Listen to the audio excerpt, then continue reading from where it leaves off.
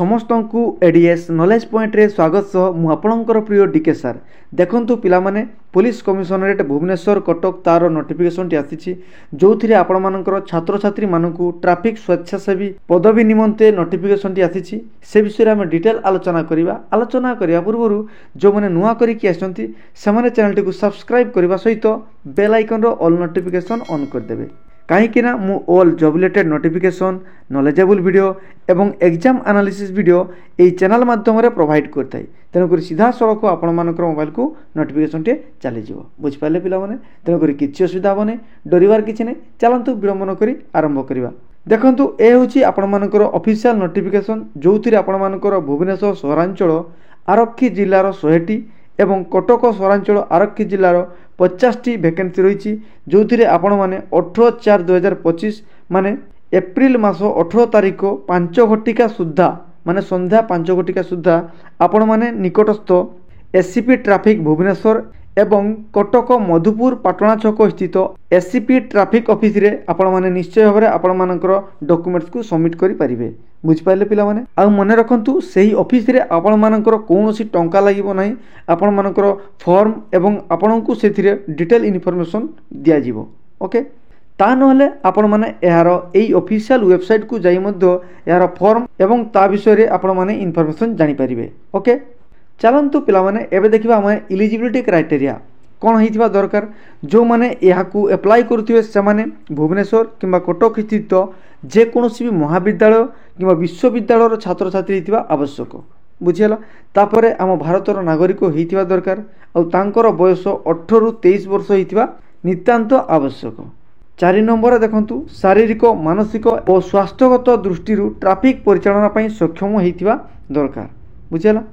7 number point को पिला माने लक्ष्य करेंगे आपण मैंने जदि ये ड्यूटी करने निज पसंद 3टी ट्रैफिक छकर ना दे पारे आउ आपण मैंने सकाळ 8 रु 11टा नहले अपराह्न 5टा रु आपण मानकर राति 8टा मध्य आपण ड्यूटी करें बुझीगला आउ मन रखु प्रत्येक मसरे आपण मानकर 15 दिन ड्यूटी पड़ो एवं दिन को 100 टंका लेखा आपण मानकर पेमेंट दिज्व ताने आपण मैंने 1500 टंका आपण मानकर मंथली इनकम हो पार बुझिपारे पिला माने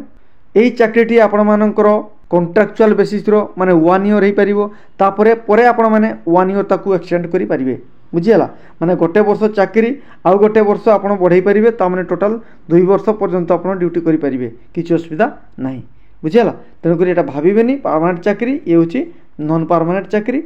कॉन्ट्रैक्चुअल बेसिस रे ओके ता सहित देखंतु पिला माने ए होछि एही फॉर्म जो फॉर्म की आपण माने मु टेलीग्राम रे छाडी देबी सेथिरु मध्ये आपण डाउनलोड करि परिबे आ टेलीग्राम रे जॉइन करिया पई हेले ए वीडियो रो डिस्क्रिप्शन बॉक्स रे यार लिंक रहिछि से लिंक माध्यम रे आपण जॉइन करि परिबे नहले हमर official Telegram channel ADS knowledge point search करी मध्ये आपण माने जॉइन करि परिबे आउ ए फॉर्म को आपण प्रिंट करी मध्ये फिल अप करी पोस्ट करि परिबे बुझीगला किसी असुविधा नहीं पिला माने पूरा जानीगले चलतु एवं फॉर्म को केमिति फिलअप करेंगे देखो प्रथमे ना लिखिदेवे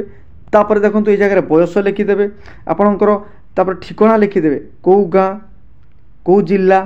पोस्ट ऑफिस पिन नंबर थाना ये सब आप भल भाव में फिलअप करदे बुझीगला तापर आप 2025 माने रिसेंट जो पासपोर्ट साइज रो फोटो यही जगह लगेबे ता सहित आप विवाहित कि अविवाहित ताकू मेंशन करदेवे 6 नंबर आपण मानकर एई जगह शरीर रे जेकोसी भी दाग थिबो ताकू मेंशन करिवे माने करा जाई ही पारे ओके 7 नंबर आपण मानकर शिक्षागत योग्यता एई जगह लिखिदेवे हुए तो आपण माने +3 करथै परंती हुए तो आपण माने पीजी करथै परंती बा जहाँ भी किछि करथांती सेथिरे आपण माने मेंशन करिवे हला 8 नंबर आपण मानकर कॉलेज किंबा महाविद्यालय रो ना को निश्चय भाବରେ लिखिवे